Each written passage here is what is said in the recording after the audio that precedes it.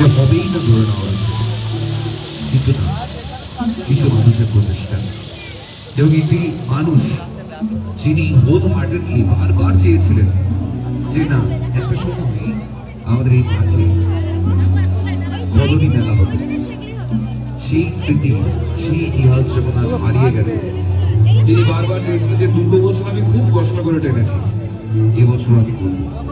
তাই সবার সঙ্গে বসে আলোচনা করে, চিন্তা ভাবনা করে এবং একই সঙ্গে আপনাদের জ্ঞাতার্থে জানাই যে এই বছরটা হলো আমাদের শিউরি মিউনিসিপ্যালিটি গৌরবময় 150 বছর সেলিব্রেশন।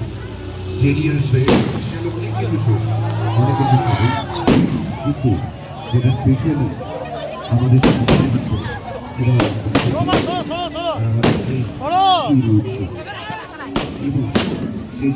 এইদিকে চলো, তুই চেয়ার আটকেছ কেন? দেখছিস